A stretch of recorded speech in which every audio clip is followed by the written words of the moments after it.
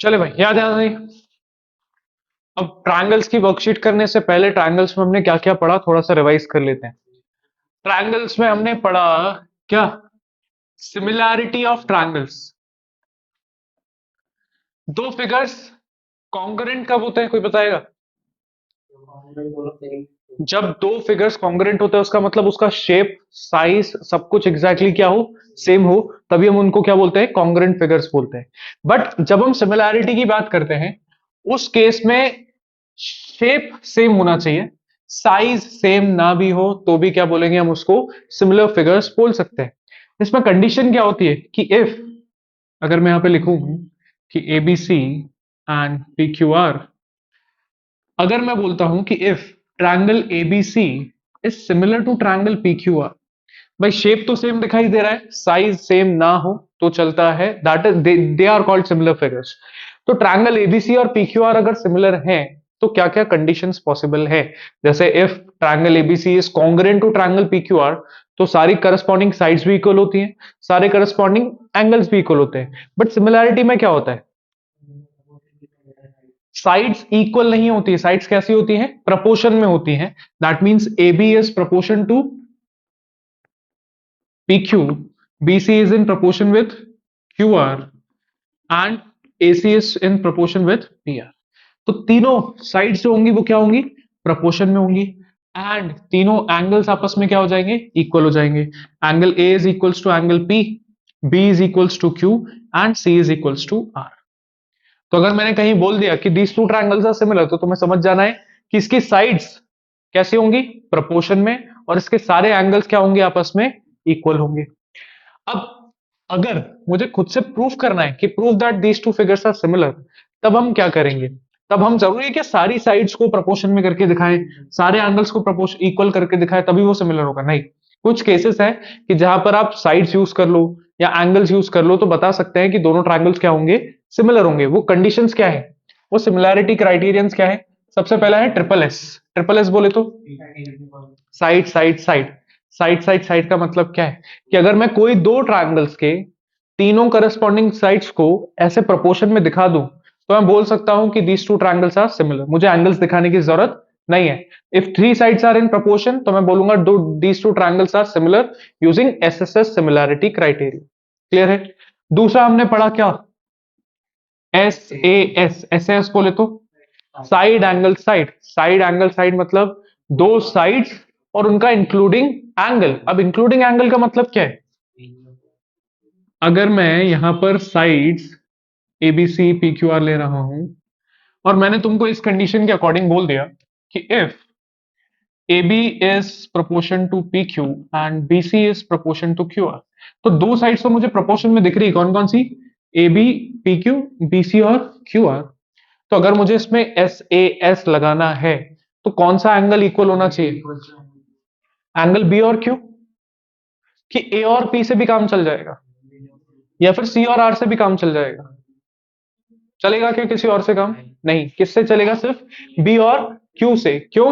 क्योंकि side, angle and side होना चाहिए, तो दो जो साइड्स प्रोपोर्शन में है उन्हीं का अगर इंक्लूडिंग एंगल इक्वल है तो ही मैं उसको क्या बोलूंगा, they are similar by S S congruency rule. तो अगर these two sides are in proportion and angle A, angle B is equals to angle Q, then ही मैं बोल सकता हूं कि ट्रायंगल एबीसी जो है वो सिमिलर है ट्रायंगल पी क्यू आर के bye S S similarity criterion. Clear है? लास्ट बट नॉट लीस्ट हमने क्या पढ़ा है, ट्रिपल ए, जिसको हम क्या भी बोलते हैं, ए सिमिलैरिटी रूल, है ना?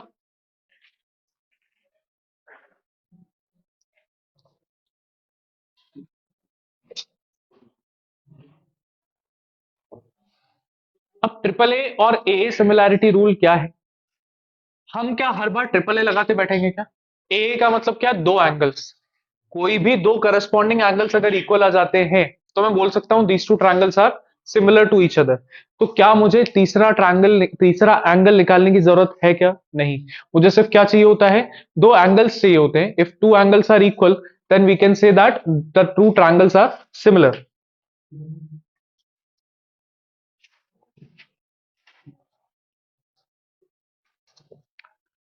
समझ में आ गया सबको ए सिमिलैरिटी क्या है? कि अगर कोई भी दो एंगल्स को मैं इक्वल प्रूफ कर देता हूं तो ए सिमिलैरिटी से दोनों ट्रायंगल क्या हो जाते हैं, सिमिलर हो जाते हैं। मैं ट्रिपल ए क्यों नहीं लगाता हूं? क्योंकि अगर कोई दो एंगल सेम है तो बाय एंगल सम प्रॉपर्टी जो तीसरा एंगल आएगा वो उसका भी तीसरा एंगल सेम आने वाला है, क्योंकि दो एंगल्स तो दोनों के सेम है, तो तीसरा एंगल निकालने का सेंस नहीं बनता। दैट्स वाई अगर दो ही एंगल्स हमारे पास अगर इक्वल आ जाते हैं तो हम बोलते हैं by A A similarity rule हमारे दोनों ट्रायंगल्स क्या है, सिमिलर है। क्लियर है? अब सिमिलर होने का मतलब सबको क्लियर हो गया कि सिमिलर फिगर्स दिखते कैसे हैं, कौन कौन सी कंडीशंस अगर अप्लीकेबल है तो वो सिमिलर फिगर्स होंगे। सबको क्लियर है इतना? ठीक है। अब आगे बढ़ते हैं, कौन से टाइप के क्वेश्चन हमें दिखाई देने वाले हैं। अगर मैं तुमको दो फिगर दूं तो तुम मुझे देख के बताओ वेदर दे आर सिमिलर और नॉट। सिमिलैरिटी के लिए क्या कंडीशन होनी चाहिए?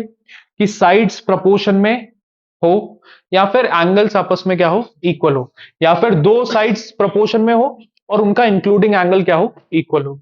इन तीनों में से अगर कोई भी केस एप्लीकेबल है तो आप क्या बोल देंगे, हाँ ये दोनों ट्रायंगल्स क्या है, similar, otherwise they are not similar.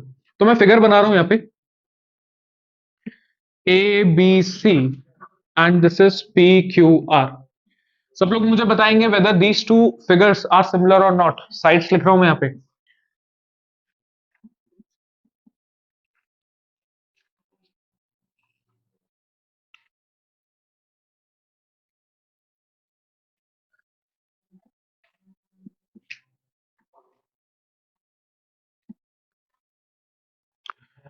क्या ये फिगर्स, दोनों ट्रायंगल्स, आर दे सिमिलर और नॉट?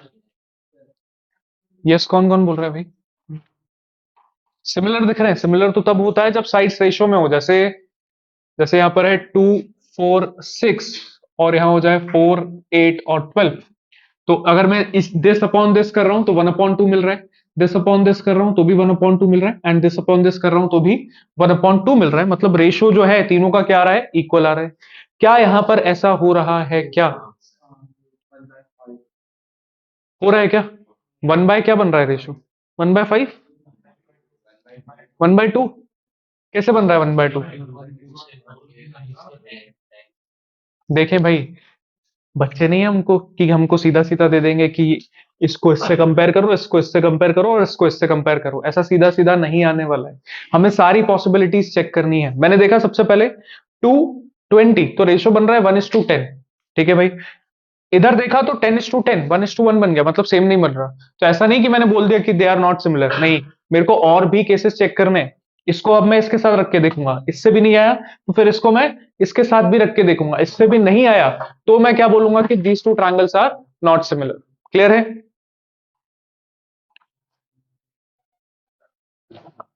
अब यहां पर ये दो ट्रायंगल सिमिलर कैसे हुए वो समझते हैं। मुझे दिखाई दिया कि इससे डायरेक्टली तो नहीं हो रहा, इसको इससे करते हैं। 2:4 रखेंगे तो 1/2, 5:10 रखेंगे तो 1/2, और 10:20 रखेंगे तो 1/2। अब क्योंकि मेरा रेशियो इक्वल आ रहा है, that means these two triangles are similar. कौन से दो रेशियोज इक्वल, कौन से रेशियोज आए, ए बी किसके, Q R, B C P R, and A C P Q. ये तीनों रेशियोज अगर इक्वल हैं तो अब मुझे नेमिंग बता सकते हो क्या? क्या मैं ऐसा लिख दूं क्या कि triangle ABC is similar to P Q R? नहीं, कैसे करस्पॉन्डिंग चीजें लिखनी पड़ेंगी। अगर आप एबीसी लिख रहे हैं तो ABC similar to what, A B किसके सिमिलर था, क्यू आर के। तो क्यू आर और फिर पी। तो हमने कैसे नाम दिया कि ए बी 2 से 5 गए थे, यहाँ 4 से 10 गए क्योंकि दोनों प्रपोर्शन में थे। तो ABC is similar to triangle Q R P. नाम आप रैंडमली नहीं दे सकते, जो करस्पॉन्डिंग नेम्स है वैसे ही आपको नेमिंग करनी पड़ती है। क्लियर है सबको? क्या सिमिलर फिगर्स कैसे आते हैं? अच्छा, एक और चीज, कट जाएगा मार्क्स, है ना? सिमिलर जो करस्पॉन्डिंग साइड है वैसा ही लिखना पड़ेगा आपको। एक और क्वेश्चन अगर मैं दूं आपको, यहां देते हैं, ध्यान दो।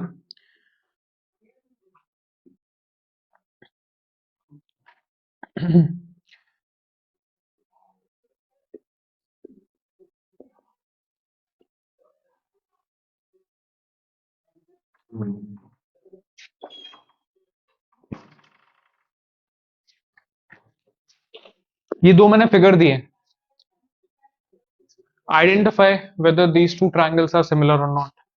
देखो हमारे पास एस एस भी होता है, दो साइड्स प्रोपोर्शन में एक एंगल इक्वल है तो भी मैं बोल सकता हूँ सिमिलर है, दो एंगल्स इक्वल आ जाते हैं तो भी बोल सकते हैं सिमिलर है, या तीनों साइड्स प्रोपोर्शन में आ जाती है तो भी सिमिलर है। इसमें क्या इनमें तीनों में से कोई एक केस लग रहा है क्या? नहीं लग रहा है? लग रहा है ना? कौन सा केस लग रहा है? कौन कौन सा बताओ, दो साइड्स तो प्रोपोर्शन में है। अगर मैं नेमिंग दे दूं A B C and P Q R, तो साइड्स कौन कौन सी प्रोपोर्शन में दिखाई दे रही हैं आपको? दो, A B upon Q R, और इधर पे रेशियो किसका बन रहा है? BC upon P R. दो साइड्स तो प्रोपोर्शन में है, ठीक है, दो साइड्स प्रोपोर्शन में है। एक क्या होना चाहिए? एंगल। कौन सा एंगल इक्वल दिया हुआ है मैंने? ए और पी। क्या इससे एस एस बन रहा है क्या? नहीं बन रहा है। क्यों नहीं बन रहा है? साइड, एंगल, फिर साइड, जो दो साइड्स प्रोपोर्शन में है उनका इंक्लूडिंग एंगल, बीच वाला एंगल होगा तो ही उसको एस एस बोला जाएगा। ए और पी इक्वल होने से, सी और आर इक्वल होने से ट्रायंगल सिमिलर नहीं होते। तो मुझे अगर यहां पर मैंने कौन कौन सी साइड ली, this, this, this and this, तो इसके अकॉर्डिंग इंक्लूडिंग एंगल कौन सा होना चाहिए था? ये वाला। और इधर से इंक्लूडिंग एंगल कौन सा होना चाहिए था? ये वाला। अगर ऐसा होता तो मैं बोलता भाई ऐसे ऐसे क्या है, सिमिलर है। बट क्योंकि अभी ऐसा नहीं है तो these two triangles are not similar yet. ये दोनों अभी सिमिलर नहीं है। क्लियर हो गया सबको कि कैसे क्वेश्चंस आइडेंटिफाई करते हैं, कौन सा सिमिलर है कौन सा सिमिलर नहीं है? क्लियर है? ठीक है, नोट कर लें, किसी को बेसिक नोट करना हो तो फिर आगे बढ़ते हैं।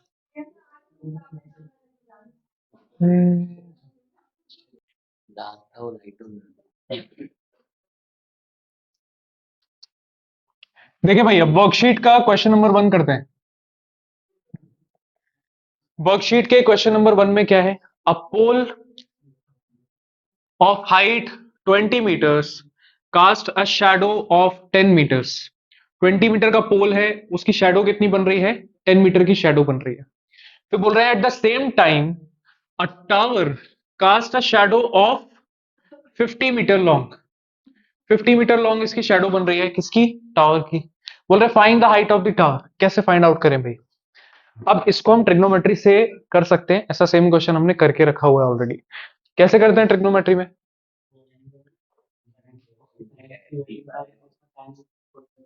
टेन थीटा लगाते, perpendicular upon base, perpendicular upon base, दोनों का थीटा सेम रहता है तो दोनों का टेन थीटा भी सेम रहेगा, इक्वल आ जाएगा। उसको छोड़ देते हैं फिलहाल। अभी हमें यहाँ पर कैसे लिख के बताना है वो समझते हैं।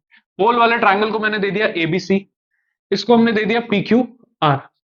अब मुझे यहाँ पर ये सबसे पहले रेशियो में रखने से पहले ये बताना है कि these two triangles are similar.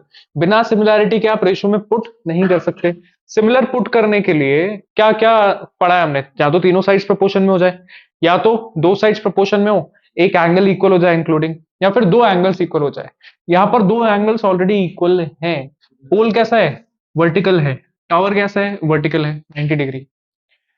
Shadow is casting eight the same time. हमने पढ़ा हुआ है जब भी शैडो सेम टाइम पे कास्ट होगी तो एंगल ऑफ एलिवेशन जिस पे शैडो बन रही है दैट इज ऑलरेडी इक्वल, है ना? तो ये दोनों भी इक्वल है तो हम लिखेंगे since angle B is equals to angle Q, दोनों 90 डिग्री हैं।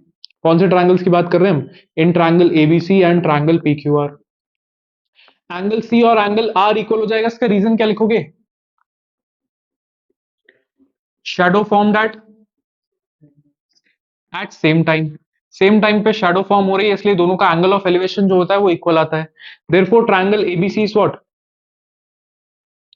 Triangle ABC is similar to triangle PQR by A similarity rule. अब क्योंकि ए से सिमिलर है, अब मैं साइड्स को प्रोपोर्शन में लिख सकता हूं। A B upon P Q equals to B C upon Q R. A B क्या है? A B is 20 upon P Q क्या है? पी क्यू हमें निकालना है। B C is 10 and Q R is 50। Cancel out करो, answer आ जाएगा 5 इंटू 20 और पी क्यू वहां चला जाएगा, P Q is 100। So 100 metres इसकी क्या है? लेंथ है, किसकी? टावर की। क्लियर है? ये सब आप नहीं लिखोगे, डायरेक्टली इतना लिखोगे तो आपके मार्क्स कट जाएंगे, है ना? तो सिमिलर करके दिखाना है, उसके बाद आगे बढ़ना है। नोट कर लें।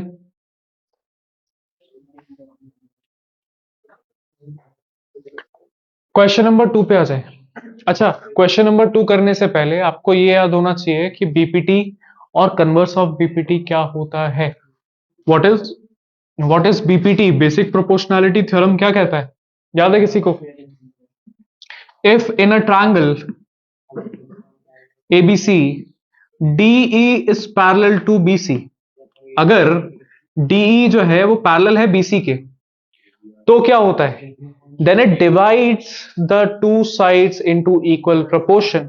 दैट मींस अगर कोई एक साइड पैरेलल है इसके, तो ये साइड्स प्रोपोर्शन में आ जाती है। Then AD upon DB is equals to AE upon EC.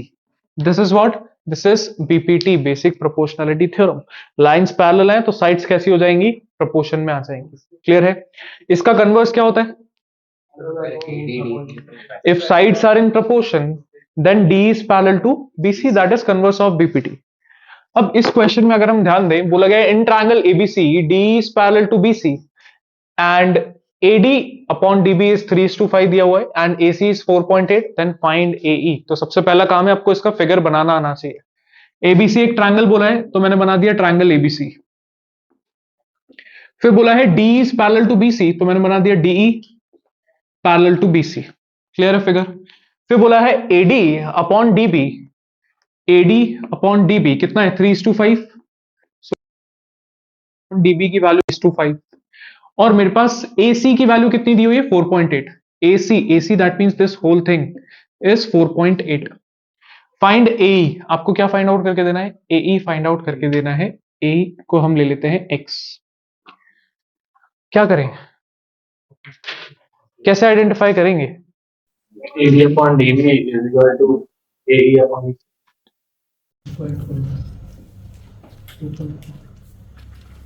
कैसे आइडेंटिफाई करें बताएं? AD upon DB is equal to AE upon EC. AD upon DB equals to AE upon EC। AE तो X ले लिया, EC क्या है? 44.8 minus X. हाँ जी, ध्यान देंगे कि पूरी साइड AC 4.8 है, इतना पार्ट अगर मैंने X ले लिया है तो बचा हुआ पार्ट क्या रहेगा? 4.8 minus X. 4.8 माइनस X है कि नहीं? अब क्योंकि ये लाइंस क्या है? पैरेलल हैं, तो using BPT theorem, using BPT इन ट्रायंगल ABC मैं बोल सकता हूं कि AD upon DB will be equals to AE upon EC। AD upon DB की वैल्यू मुझे दी हुई है 3:5। AE is what? AE हमने दिया हुआ है X and this is 4.8 minus X। अब अगर मुझे X चाहिए तो मुझे सिर्फ क्या करना है? बोलो भाई क्या करना है? सॉल्व, क्रॉस मल्टीप्लाई करना पड़ेगा X की वैल्यू निकालने के लिए। तो 3 into 4.8 minus X equals to 5x। 4.8 into 3 करोगे तो 14.4 minus 3x equals 5x। इसको वहां लेके जाएंगे तो 14.4 equals 8x। So x will be equals to 14.4 divided by 8 which is 1.6 1.8 1.8। So x is 1.8, therefore मुझे फाइंड करना था a, therefore a is 1.8। देखें थर्ड क्वेश्चन में क्या बोला गया है? Find x if D is parallel to AB। D और AB पैरेलल है, अभी अभी हमने पढ़ा BPT theorem. If two lines are parallel, sides कैसे हो जाएंगी? प्रोपोर्शन में हो जाएंगी। That means CD upon DA equals to CE upon EB। ये कैसे आया? Using BPT. तो CD की वैल्यू है x+3 अपॉन DA की वैल्यू है 3x + 19। यहां है इसकी वैल्यू x और अपॉन में 3x + 4। क्रॉस मल्टीप्लाई करें तो x+3 मल्टीप्लाइड बाय 3x + 4 और यहां पर x multiplied by 3x + 19। Binomial multiplication करना पड़ेगा। x into 3x is 3x² plus 4x plus 9x plus 12। यह हो जाएगा 3x² प्लस 19x। 3x² तो कट ही गया। 9x प्लस 14 9 प्लस 14x कितना हो जाएगा? 13x equal plus 12 equals to 19x। इसको माइनस में लेके जाओ, 6x हो जाएगा। तो x की वैल्यू क्या आ जाएगी? 2। Therefore the value of x is 2। Question 4 में क्या बोला गया है? Complete the sentence. सेंटेंस को कंप्लीट करना है। सेंटेंस क्या है? Two polygons of the same number of sides are similar if, दो पॉलीगॉन सिमिलर कब होते हैं? कब होते हैं? When their sides are in proportion and their angles are equal. तो लिख लें सब लोग अपनी अपनी कॉपी में। अब क्वेश्चन नंबर 5 पे आते हैं। 5 में बोला गया है इन ट्रायंगल एबीसी, तो ट्रायंगल बना लिया हमने ABC. DE is parallel to BC, एक लाइन है DE which is parallel to BC, ऐसा कहा गया है। And AD upon DB is equals to AE upon EC and angle AED is equals to angle ABC, show that AB is equals to AC। तो given क्या क्या है वो लिख लेते हैं। गिवन में सबसे पहला पार्ट बोला गया है कि DE is parallel to BC, फिर उसके बाद बोला गया है कि AD upon DB is equals to AE upon EC, also angle AED is equals to angle ABC, so AED that means this angle is equals to this angle। To proof क्या करना है? टू प्रूफ करना है कि show that A B is equals to A C. कोई बताएगा कैसे करेंगे इसको?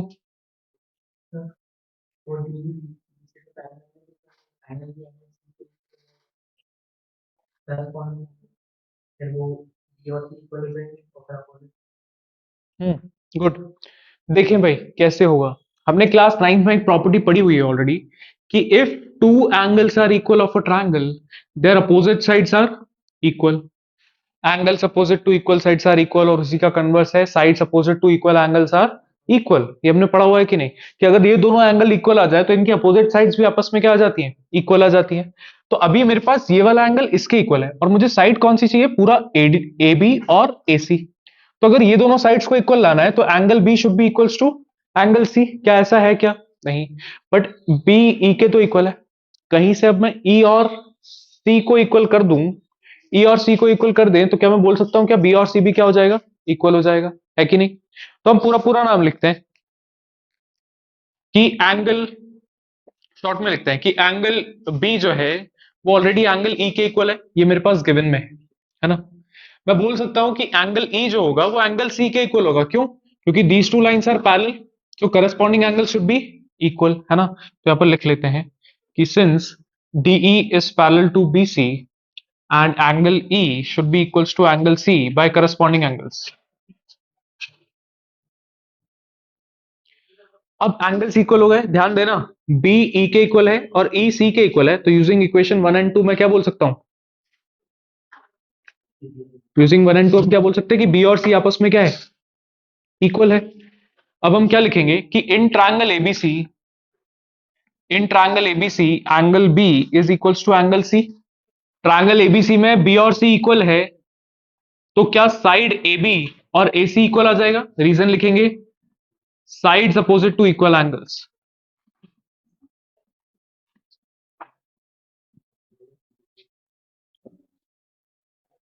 क्लियर हो गया सबको? समझ में आ गया कि हमारे ये दोनों एंगल्स इक्वल आ गए तो इनकी अपोजिट साइड्स भी आपस में क्या आ गई? इक्वल आ गई। Therefore AB is equals to AC।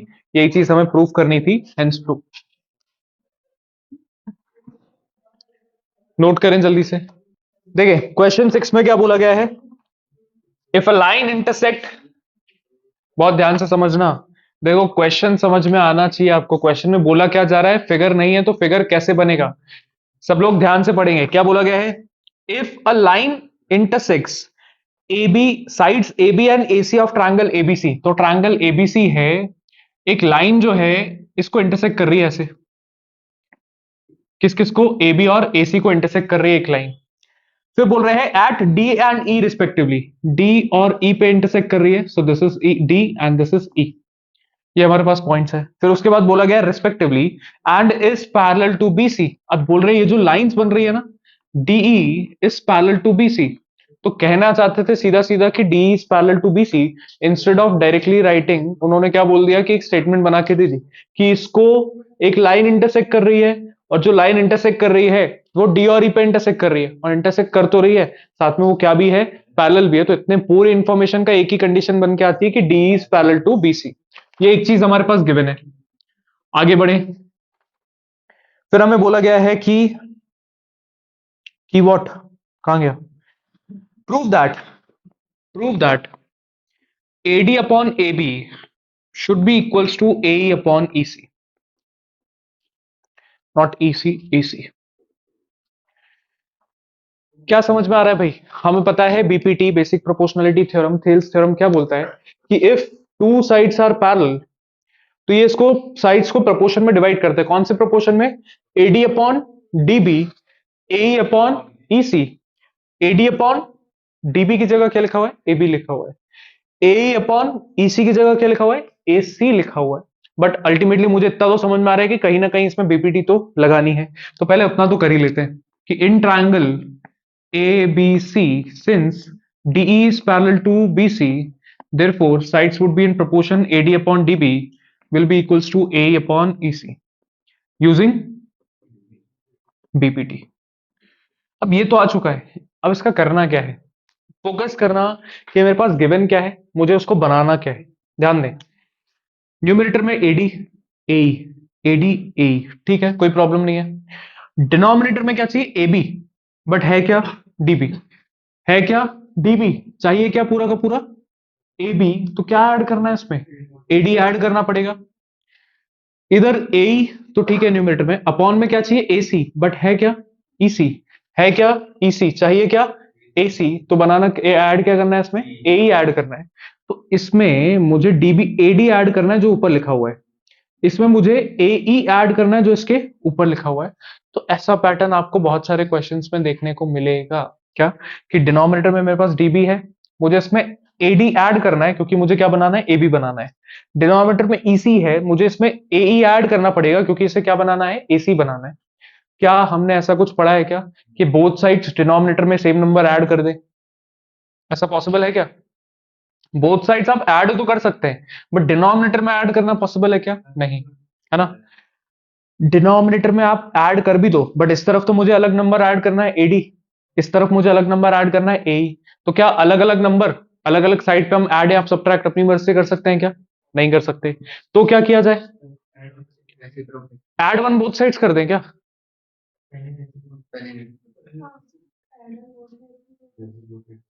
देखिए, एक कंडीशन बता रहे हैं जो सबको याद रहनी चाहिए, ध्यान देना, बहुत ध्यान से सुने। मुझे क्या ऐड करना है? मुझे एडी ऐड करना है। किस में ऐड करना है? डीबी में ऐड करना है। मुझे क्या ऐड करना है? एई ऐड करना है। किस में ऐड करना है? ईसी में ऐड करना है। क्यों ऐड करना है सबको समझ में आया ना? क्योंकि मुझे ये चीज प्रूव करनी है। अब ध्यान ये देना है कि जो ऐड करना है, ध्यान दें, जो ऐड करना है वो नीचे होना चाहिए और जिसमें ऐड करना है वो ऊपर होना चाहिए। जो ऐड करना है वो नीचे होना चाहिए और जिसमें ऐड करना है वो ऊपर होना चाहिए। क्या ऐसा है क्या? नहीं, इसका क्या है? रिवर्स है। तो इसको मुझे पहले ठीक करना पड़ेगा। ठीक कैसे करेंगे भाई? Reciprocate both sides.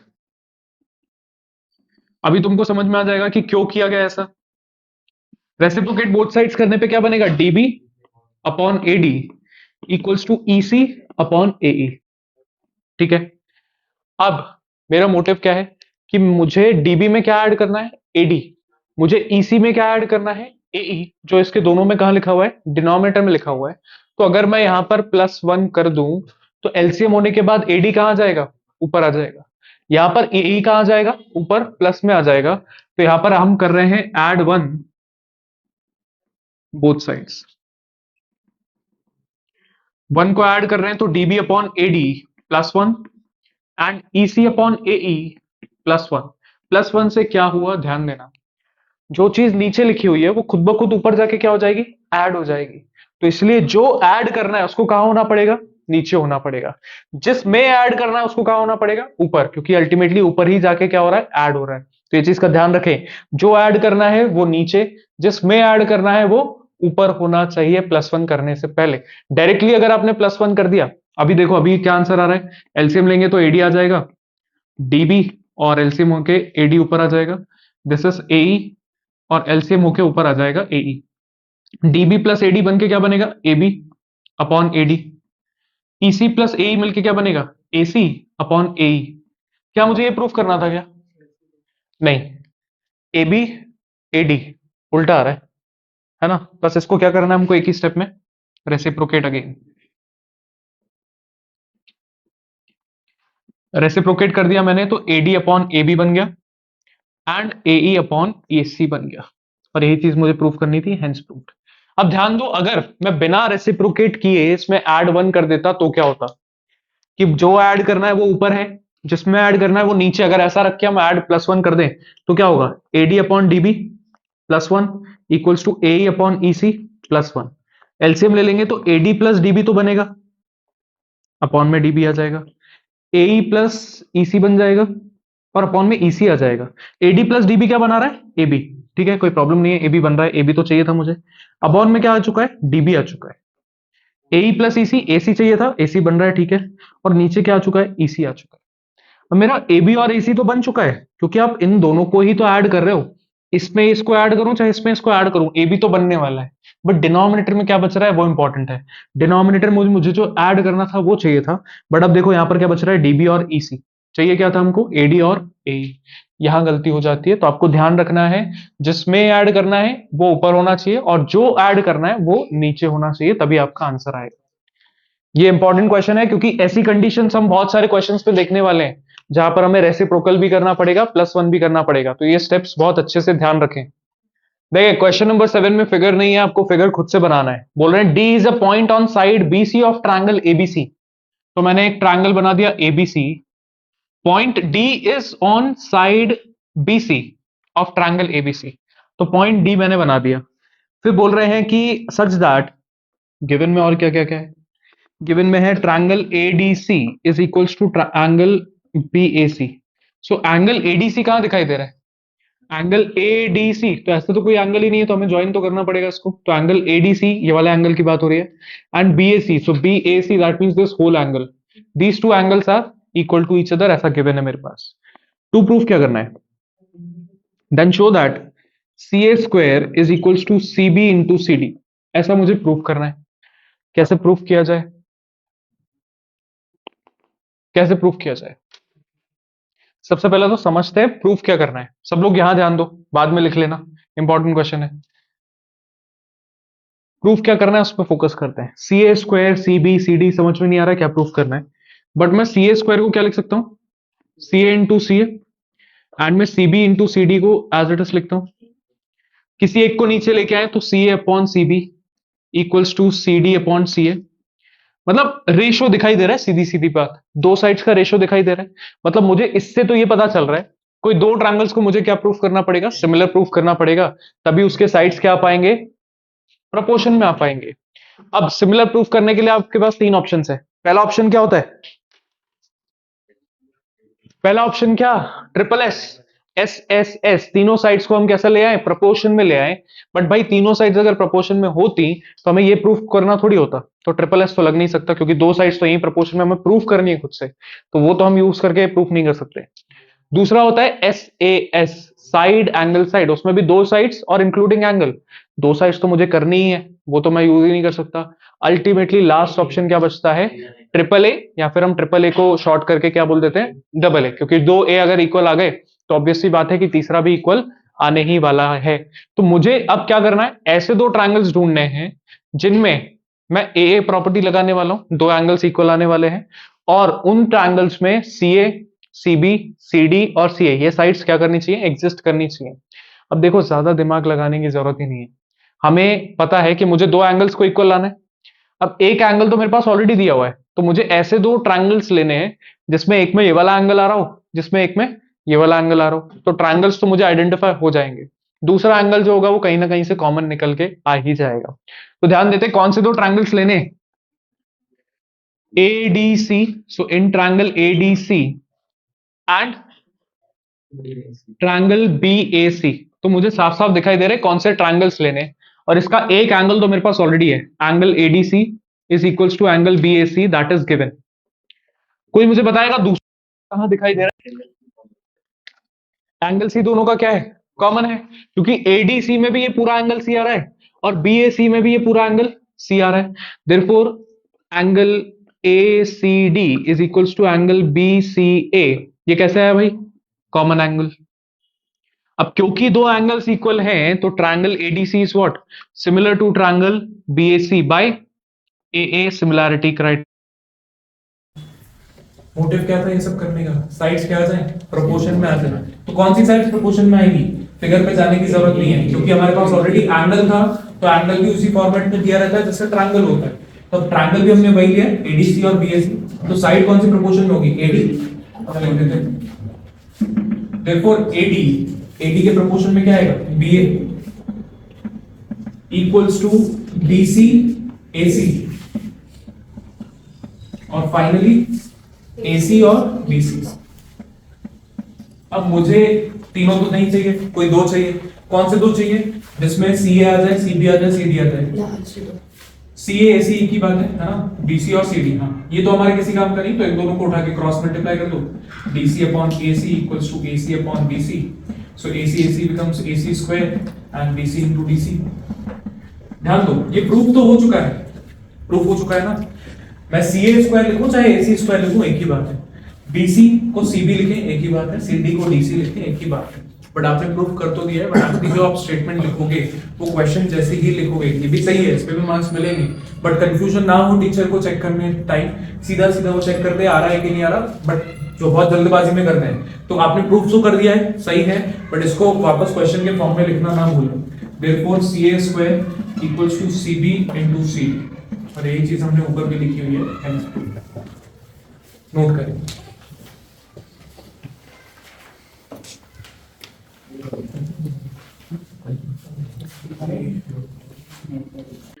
Question number 8 पे आ जाए भाई। क्वेश्चन 8 में क्या बोला गया है? If triangle ABC and triangle DEF are similar,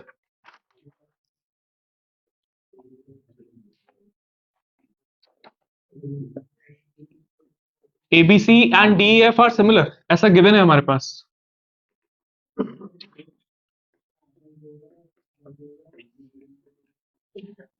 similar है, इसके बाद बोला गया है कि such that 2ab is equals to D, मतलब डी की जगह 2ab या 2ab की जगह हम डी सब्स्टिट्यूट कर सकते हैं।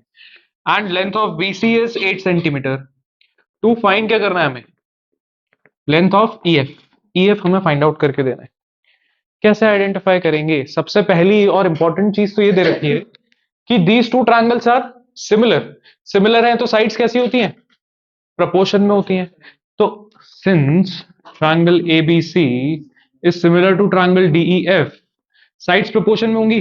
AB के अपॉन में D, BC EF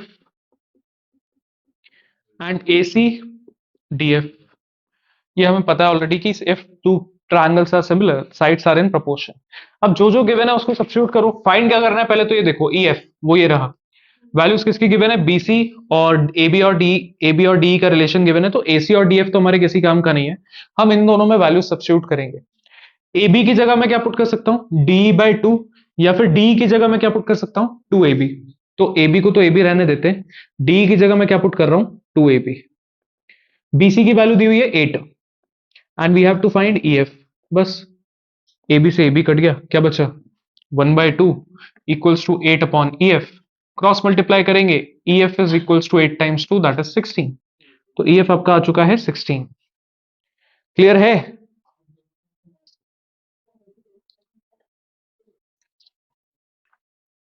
question number 9 पे आ जाए। क्वेश्चन नंबर 9 में क्या बोला गया है? If AD and PM are medians of triangle ABC and PQR, ABC और PQR के मीडियंस हैं कौन? AD and PM। फिर हमें बोला गया है कि वेयर, गिवन लिख लेते हैं, AD and PM are medians. अच्छा, मीडियंस का काम क्या होता है? मीडियन क्या करते हैं? मीडियन बाइसेक्ट दी साइड, तो BC is equals to DC and QM is equals to MR, ऐसा गिवन है हमारे पास ऑलरेडी। और क्या गिवन है कि triangle ABC is already similar to triangle PQR। तो आपको प्रूफ करना है कि AB upon PQ is equals to AD upon PM। ये हमारा NCERT का क्वेश्चन है, ये हम ऑलरेडी कर चुके हैं। सबको आना चाहिए, बट आएगा नहीं, है ना? हम बता रहे हैं। देखें गिवन क्या है? ABC is similar to PQR। अब सिमिलर है इसका मतलब साइड्स प्रोपोर्शन में होगी, A B upon P Q, B C upon Q R और A C upon P R, यही मतलब हुआ इसका। और इसके सारे एंगल्स भी करस्पॉन्डिंग आपस में इक्वल होंगे, ऐसा गिवन है। और मेरे पास ये मीडियंस है, इसका मतलब ये इक्वल है। मुझे प्रूफ क्या करना है, फोकस करना, ये तो गिवन है। मुझे प्रूफ करना है A B upon P Q, A B upon P Q should equals to A D upon P M. AD कहाँ है, एडी कहाँ है, ये अपॉन में पीएम कहाँ है, ये। अब मेरे पास गिवन क्या है, A B upon P Q, B C upon Q R और A C upon P R, ये गिवन है। अब अगर मुझे इसके प्रोपोर्शन में ये लाना है तो मुझे क्या करना चाहिए, ये दो ट्रायंगल्स को क्या करना चाहिए, सिमिलर प्रूफ करना चाहिए। सिमिलर प्रूफ कैसे होगा भाई, एंगल बी और क्यू तो इक्वल है मान लिया हमने, क्योंकि ये दोनों ट्रायंगल सिमिलर थे तो इनके करस्पॉन्डिंग एंगल्स भी इक्वल है। तो पी और क्यू से ठीक है, और दिस अपॉन दिस भी है। आपको तीसरी साइड कौन सी लानी है, दूसरी side, this upon this. But हमें पूरा ट्रायंगल नहीं चाहिए, हमें तो सिर्फ चाहिए B D upon Q M. B D upon Q M आ जाएगा तो दोनों ट्रायंगल सिमिलर हो जाएंगे। बट मेरे पास B D upon Q M नहीं है, मेरे पास क्या है, B C upon Q R है। क्या है मेरे पास, B C upon Q R है। तो बी सी क्या है, ट्वाइस ऑफ बी डी है। क्यू आर क्या है, ट्वाइस ऑफ क्यू एम है ना। इसका मतलब मीडियंस का मतलब क्या हुआ कि भाई बीसी, बीडी और डीसी आपस में इक्वल है, दोनों किसका हाफ है, बीसी का हाफ है। क्यू एम और एम आर आपस में इक्वल है, ये दोनों किसका हाफ है, ये दोनों क्यू आर का हाफ है। यही मतलब होता है इसका, है ना। तो मुझे समझ में आ गया, मेरे को इन दोनों ट्रायंगल्स को कॉन्ग्रुएंट सिमिलर प्रूफ करना है। तो दिस अपॉन दिस तो गिवन है, ये इक्वल है बीसी अपॉन क्यू आर के। मुझे सिर्फ उसमें हाफ मल्टीप्लाई करना है, क्योंकि हाफ ऑफ बीसी क्या हो जाएगा, बीडी, और हाफ ऑफ क्यू आर क्या हो जाएगा, क्यू एम, और मेरा काम हो जाएगा।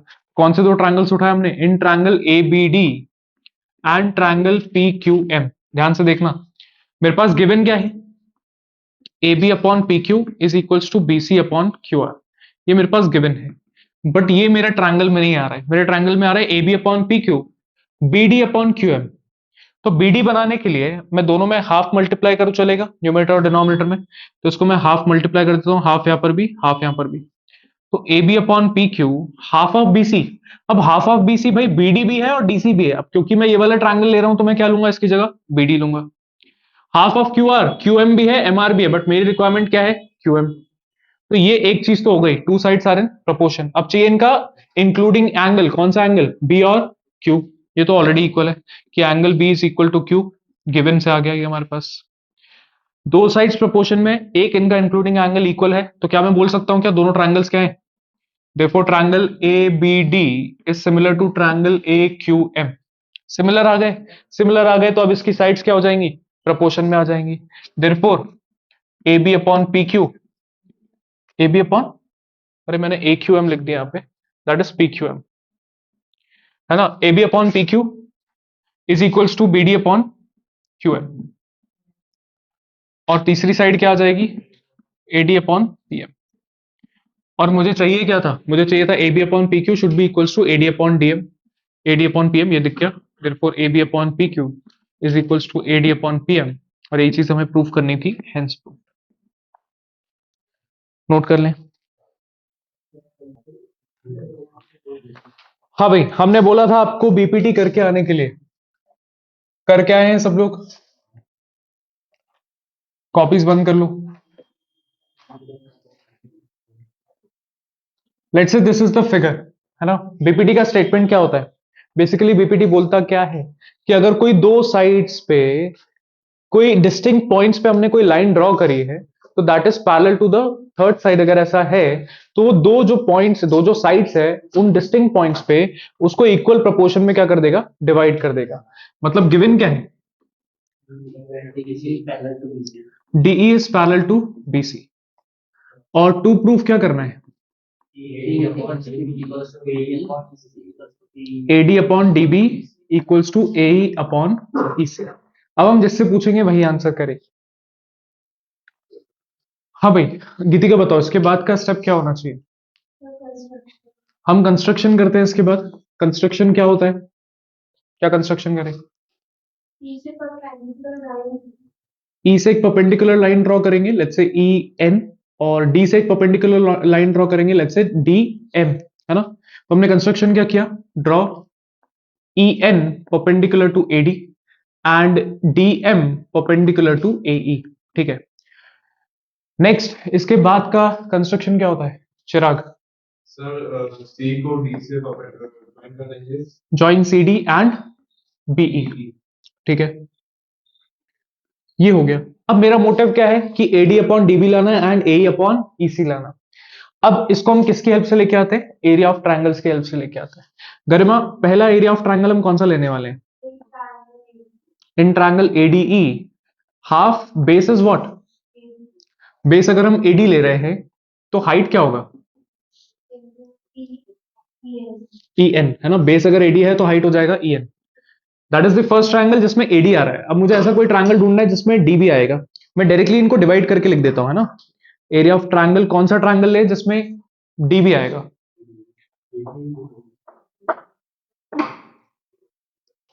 शिखा बताओ।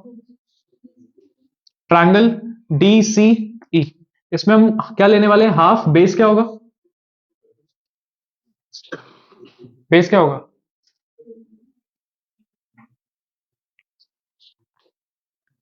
बेस और हाइट क्या होगा? Height EN। Height is EN। Base क्या होगा?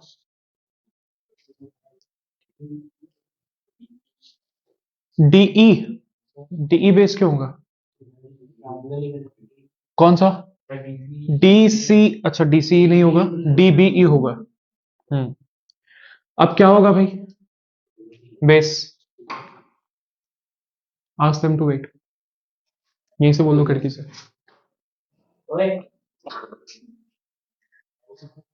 रुक जाओ उधर ही। बेस क्या होगा भाई? हाइट आपने ये लिया है तो बेस क्या होगा? ये होगा ना, DB is base. EN cancel out, half half cancel out, क्या आ गया? AD upon DB। अब दूसरा पार्ट AD अपॉन DB आ चुका है। अब कौन से दो ट्रायंगल्स चाहिए जिसमें AE और क्या है? EC आए? वंशिका, ट्रायंगल ADE लेंगे और इसके नीचे कौन सा ट्रायंगल लेंगे? Triangle DEC। इसका हाफ बेस क्या लेंगे? इस पर बेस लेंगे क्या? AE एंड हाइट क्या आएगा इस केस में? DM। फिर नीचे हाफ बेस क्या होगा? EC एंड हाइट क्या होगा? DM। DM cancels out, half half cancel out, क्या बचा? AE upon EC। अब मेरे पास AD upon DB AE upon EC बन चुका है। अगला स्टेप क्या होता है? मुझे दोनों इक्वल्स टू में चाहिए।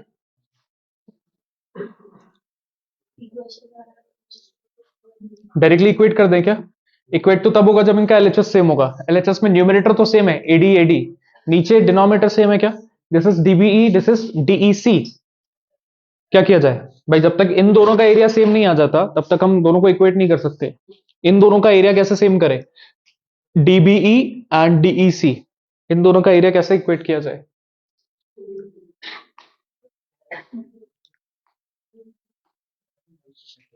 इनका न्यूमरेटर तो सेम है, इनका डिनोमिनेटर जो अलग है, इनको हमें इक्वल लाना पड़ेगा। दो ट्रायंगल एक ही बेस पे बनते हैं, दो ट्रायंगल इक्वल। जब भी दो ट्रायंगल एक ही बेस पे बनते हैं और एक ही पैरेलल लाइन के बीच में बनते हैं तो उनका एरिया क्या होता है?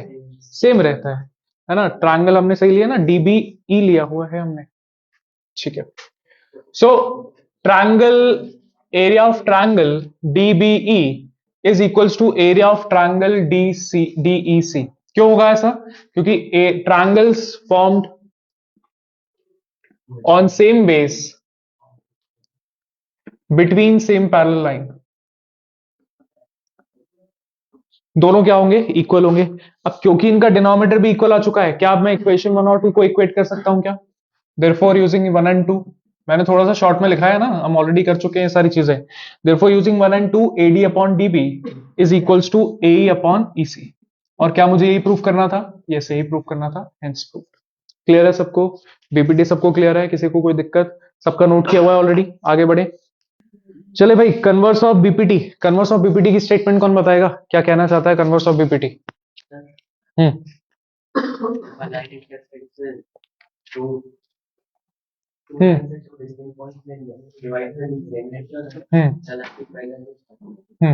गुड।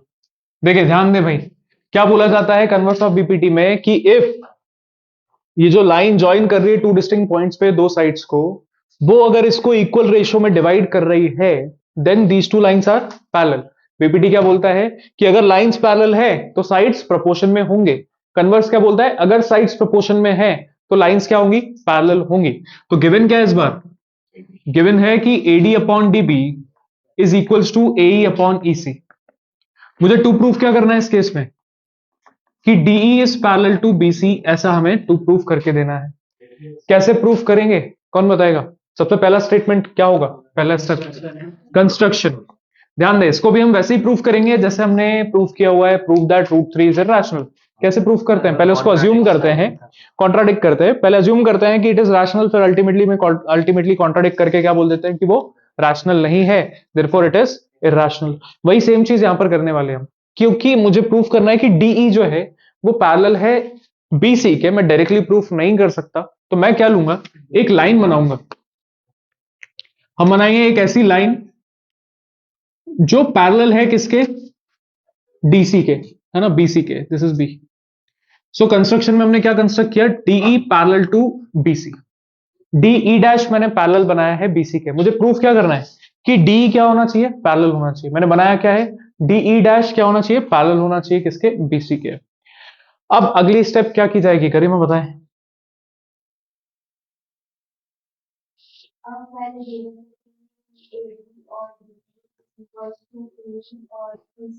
हम्म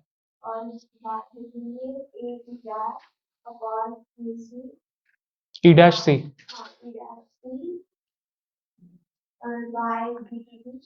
हम्म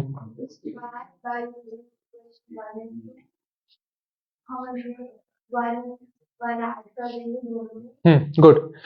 देखें भाई, बाकी लोग ध्यान दें। आप हमें DE डैश पैरेलल कंस्ट्रक्ट किया है किसके, BC के पैरेलल कंस्ट्रक्ट किया है। मुझे प्रूफ क्या करना है, DE को पैरेलल प्रूफ करना है किसके, BC के। अब भाई DE डैश अगर पैरेलल है BC के, तो DE पैरेलल होगा BC के। कैसे प्रूफ होगा, अगर मैं प्रूफ कर दूं कि ये जो E डैश और E पॉइंट है, दोनों एक्चुअल में एक ही पॉइंट है, दोनों एक्चुअल में क्या कर रहे हैं, ओवरलैप कर रहे हैं, कोइंसाइड कर रहे हैं, तो मैं बोल पाऊंगा कि अगर DE डैश पैरेलल है तो क्या भी पैरेलल होगा, DE भी पैरेलल होगा किसके, BC के। आई बात सबको समझ में? ये कैसे पॉसिबल है, अगर मैं बोल दूं कि डिस्टेंस ऑफ AE डैश और डिस्टेंस ऑफ AE दोनों आपस में क्या है, इक्वल है। दोनों का डिस्टेंस इक्वल कब हो सकता है भाई, मैं बोल रहा हूं AE डैश 5 सेंटीमीटर है और AE भी क्या है, 5 सेंटीमीटर है, इसका मतलब दोनों का लेंथ क्या है, सेम है ना। तो अगर मैं ऐसा प्रूफ कर दूं, या फिर नीचे से प्रूफ कर दें E डैश C और EC आपस में क्या है, इक्वल है, तो तो हम बोल सकता हूं this is only possible when E dash और E क्या कर रहे होंगे, कोइंसाइड कर रहे होंगे, तभी ये कंडीशन पॉसिबल है। तो इसलिए हम क्या करने वाले हैं, यहाँ पे प्रूफ करने वाले हैं कि ऐसा कुछ प्रूफ हो जाए। तो सबसे पहले तो गिवन में क्या है, DE is parallel to, sorry ये तो प्रूफ करना है, हमने कंस्ट्रक्शन में क्या लिया है, DE dash is parallel to BC। तो कोई मुझे बताएगा अगर BPT हम इसमें लगाएं तो क्या रेशियोज बनेंगे,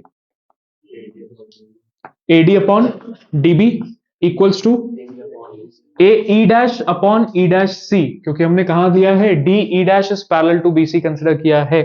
सो दिस इज इक्वेशन 1। और ऑलरेडी मेरे पास गिवन में क्या है, गिवन में है AD upon DB equals to AE upon EC। This is equation 2, ये हमने गिवन में से उठाई है ना, यहां लिख लेना गिवन। अब इक्वेशन 1 और 2 को ध्यान से देखें। AD अपॉन DB है, AD अपॉन DB है, तो इन दोनों का RHS भी आपस में क्या हो जाएगा, इक्वल हो जाएगा। So using equation 1 and 2, 1 and 2 क्या हो जाएगा, AE dash upon E dash C equals to AE upon EC। ये कैसे, अब मुझे क्या चाहिए, मुझे या तो AE डैश AE के इक्वल चाहिए, या फिर E डैश C EC के इक्वल चाहिए। मुझे या तो डिनोमिनेटर कैंसिल आउट करना पड़ेगा, या तो न्यूमरेटर कैंसिल आउट करना पड़ेगा। कैंसिल आउट कैसे कर सकते हैं, जब दोनों साइड कोई सेम नंबर बन जाए। सेम नंबर कैसे बनेगा, सेम वैल्यू कैसे बनेगी, ध्यान दें। अगर मैं ऐड 1 बोथ साइड्स कर दूं तो क्या हो जाएगा, AE डैश और ये ऊपर आ जाएगा प्लस में, AE डैश और E डैश C को प्लस करूंगा तो क्या बनेगा, AC। AE और EC को प्लस करूंगा तो भी क्या बनेगा, AC। मतलब न्यूमरेटर में दोनों तरफ क्या बन रहा है, AC, जिसको हम कैंसिल आउट कर देंगे तो क्या बचेगा, E dash C equals to EC।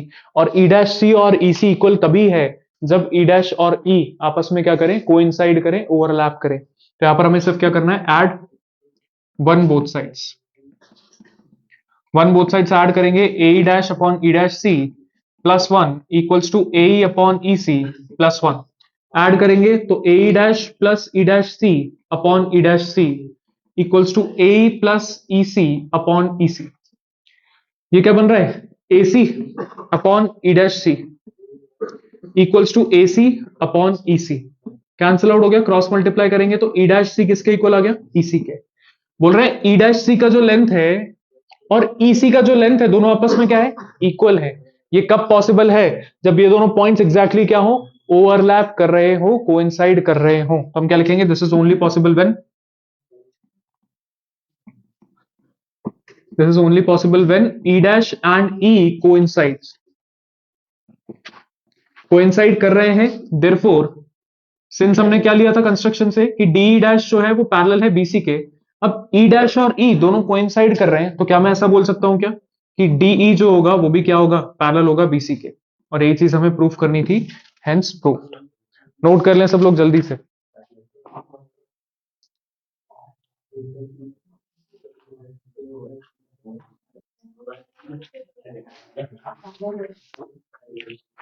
Question number 13 पे आ जाए।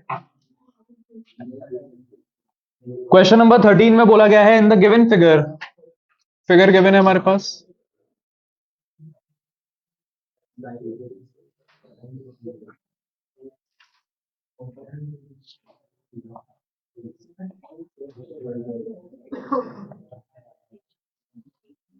देखें क्या बोला गया, in the given figure DE is parallel to AC, ये हमारे पास गिवन है,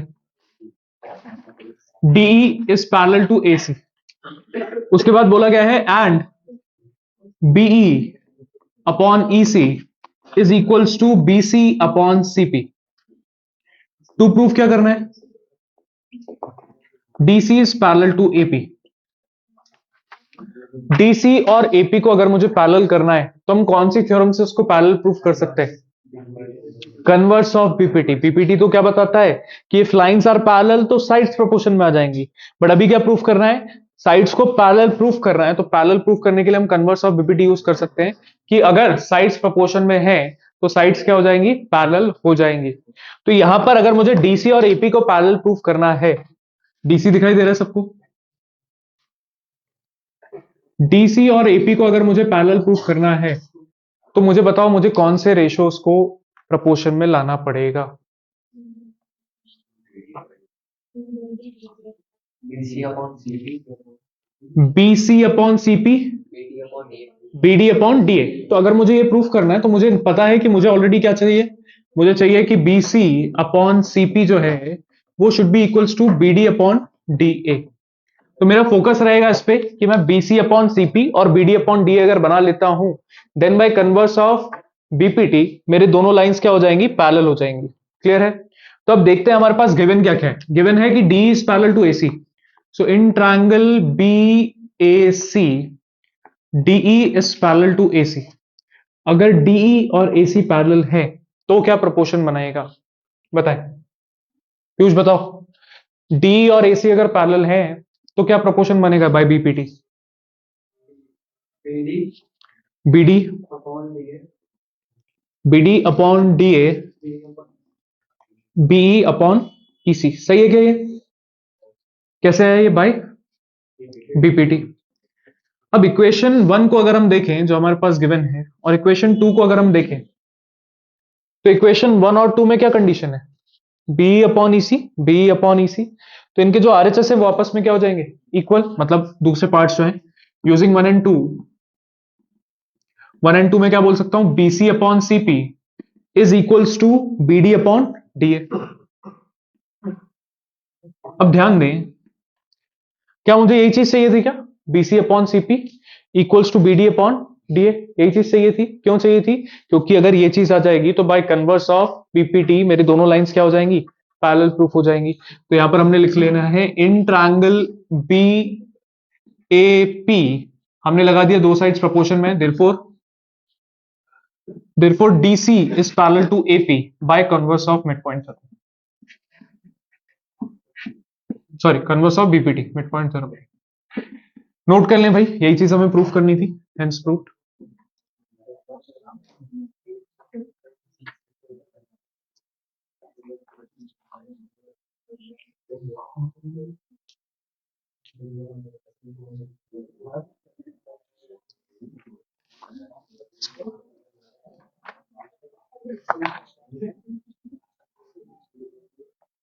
क्वेश्चन नंबर 14 पे आ जाए.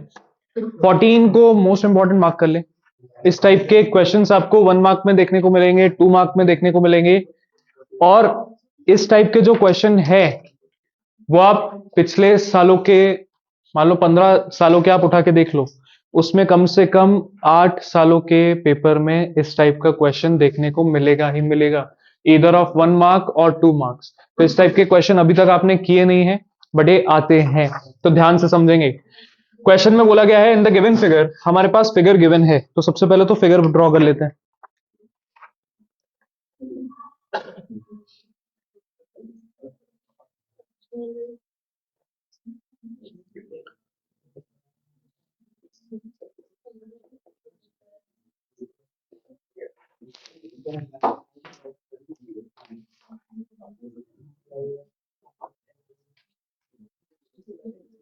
सबका ध्यान यहां पर, गिवन में क्या क्या है. गिवन में बोला गया है कि XY XZ is parallel to BC, AZ is 3 centimeter, ZC is 2 centimeter, BM is 3, MC is 5. To find क्या करना है हमें, find the length of XY. लिख लेते हैं क्या क्या गिवन है. AZ is 3, ZC is 2, BM is 3 and MC is 5. ये हमारे पास गिवन है. हमें फाइंड आउट क्या करना है, फोकस करें. फाइंड आउट करना है, find the length of XY. Y यहां पर है, दिस इज Y. XY मुझे फाइंड आउट करना है, ये वाली लेंथ. अब ध्यान देना, ये जो कॉन्सेप्ट हम बता रहे हैं, मोस्ट ऑफ द क्वेश्चंस में इस टाइप के कॉन्सेप्ट्स का क्वेश्चन एमसीक्यू में देखने को मिलेगा, 2 मार्क्स में देखने को मिलेगा ही मिलेगा. कैसा दिखाई देगा, ध्यान से देखना. मान लो मेरे पास ये ट्रायंगल है ABC, DE is parallel to BC. ठीक है. अब अगर मैं आपसे बोलूं ऐसा कि दिस इज, ऐसे ही ले लेते हैं कुछ, 3, this is 2, this is 5 and this is X. तो क्या सब लोग X की वैल्यू निकाल के दे सकते हैं क्या, कैसे, this upon this equals to this upon this, क्योंकि दोनों लाइंस पैरेलल थी, क्रॉस मल्टीप्लाई करेंगे X की वैल्यू आ जाएगी. बट व्हाट इफ मैं आपसे बोलूं कि यहां पर ये वाली वैल्यू मिसिंग है एंड दिस वैल्यू इज 3. अभी तो रिलेशन, क्योंकि ये लाइंस पैरेलल थी तो इनका रिलेशन तो बन रहा था, ये साइड्स का, ये वाली साइड्स का तो बन रहा था. इसका रिलेशन बनता है क्या पीपीटी में, नहीं बनता. तो जब भी आपके पास साइड्स गिवन हो, आपको बेस का रिलेशन चाहिए, तो बेस का रिलेशन निकालने के लिए आपको दोनों ट्रायंगल्स को सिमिलर प्रूफ करना पड़ेगा.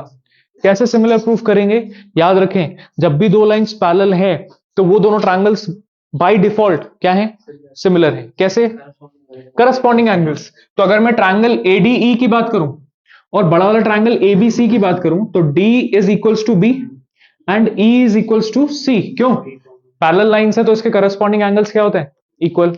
और जब भी दो ट्रायंगल्स के दो एंगल्स इक्वल आ गए तो बाय ए सिमिलैरिटी रूल क्या दोनों ट्रायंगल सिमिलर हैं क्या. अब सिमिलर हैं तो इनकी साइड्स भी प्रपोर्शन में होंगी. कौन से दो ट्रायंगल्स हमने सिमिलर किए, triangle ADE is similar to triangle ABC, पूरा बड़ा वाला, तो इसकी साइड्स कैसे प्रपोर्शन में होंगी. मुझे चाहिए AE छोटे वाले का साइड होल अपॉन बड़े वाले का साइड, छोटे वाले का साइड DE और होल अपॉन में बड़े वाले का साइड दैट इज BC. क्योंकि तीसरी साइड का तो कोई सेंस नहीं बनता, गिवन नहीं है हमारे पास, हमने नहीं ली. AE क्या है, 3/2, D is X upon BC is 3. Cross multiply किया, X की वैल्यू आ गई 9/2.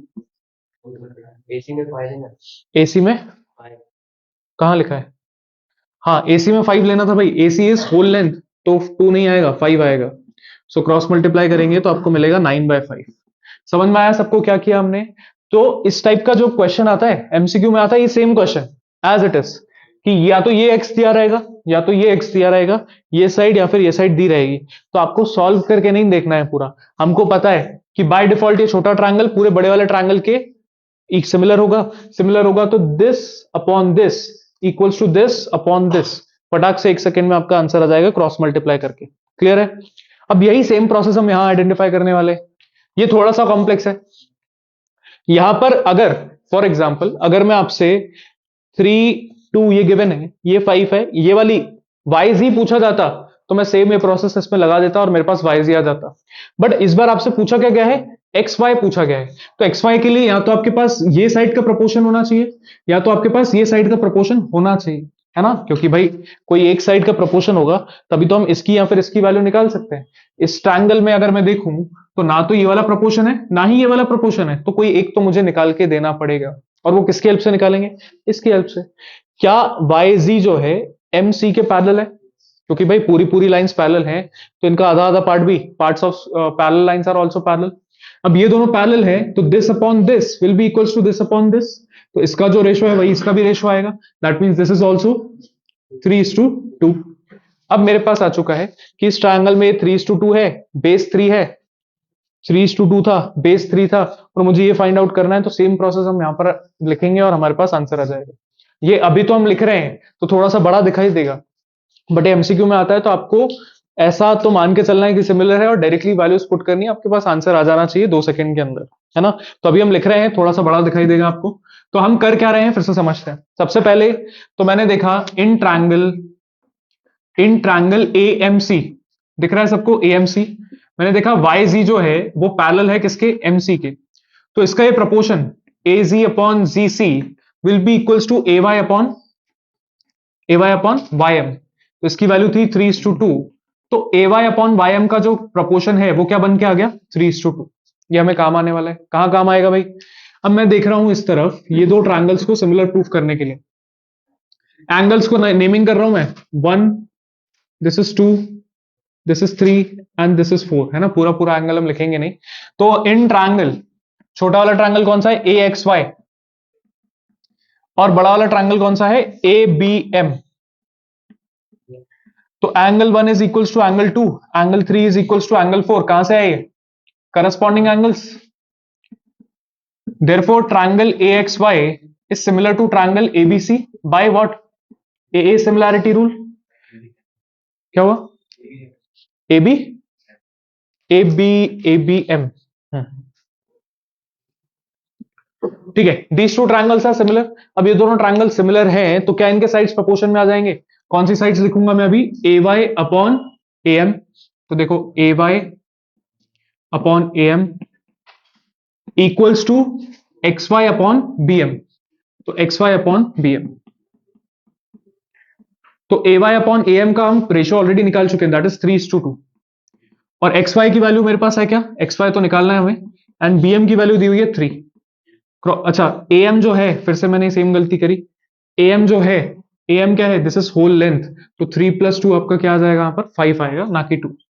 सो क्रॉस मल्टीप्लाई करेंगे तो 9/5। So X Y is what? 9/5। Clear है सबको? नोट करें जल्दी से।